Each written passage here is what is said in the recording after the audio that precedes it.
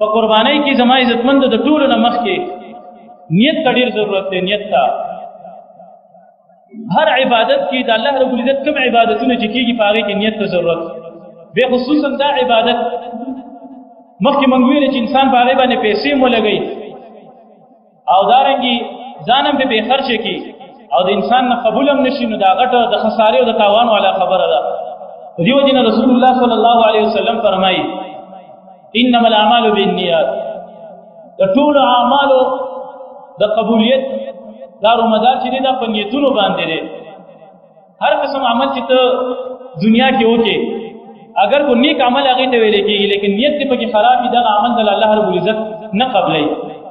یا صحت د اعمالو دا په نیتونو باندې دی، عمل دې هله صحیح کېږي د الله په دربار کې چې نیت دې پکې صحیح. زموږ ډېر مسلمانان مؤمنان ډېرې پیسې ولګوي لیکن نیت دې په قربانۍ کې هغه خراب وي، یا ریاکاري په هغې کې غرض وي، ځان چاته ښودله چې دا هم ګورې شرک دی، یا په هغې کې صرف غوښې خوراکې مقصد وي. یاره قرباني ځکه کومه چې هر کال مې دا بچي بل چا ګرځي او د بل چا نه غوښې اخلي، څه کال یې په خپل کور کې کوو چې زموږ دا بچي ماړه شي. په دې نیت باندې ډېر خلک قربانۍ نه کوي د خپلو بچو د مړښت لپاره. زما عزتمندو د قربانۍ حکمتونو کې به موږ بیان کړو. یو حکمت دا دی چې هغې کې په دې خپلو خپلوانو باندې او په دې خپل اهل باندې په دغه ورځ باندې فراخي وي، خوراکونه په هغې کې وي. دا یو حکمت دی د قربانۍ. مقصد د قربانۍ دا نه دی چې موږ دې په دغه ورځ باندې غوښې وخورو. مقصد د قربانۍ دا نه دی چې موږ دې په دغه ورځ باندې خپل بچي هغه ماړه کړو. د دې دپاره موږ قرباني کوو. قرباني کې د الله رب العزت تقرب به زموږ غرض وي. الله رب العزت د مینې او محبت دپاره موږ دا قرباني به کوو، دا خپل مال ورکوو او د دې په ضمن کې به په هغې کې موږ باندې الله رب العزت په دغه ورځ باندې ډېره خوشحالي راولي. په موږ باندې الله په دغه ورځ باندې خوراکونه وکړي، زموږ په اهل او عیال باندې مو وکړي، زموږ په خپلو خپلوانو باندې مو وکړي.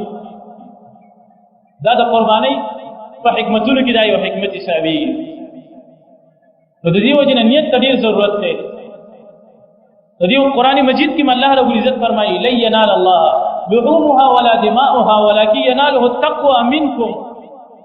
تاسو چې دا وینې تویې کړې او دا غوښې مو کړلې، الله فرمایي الله رب العزت ته نه دا غوښې رسېږي نه الله ته دا وینې رسېږي.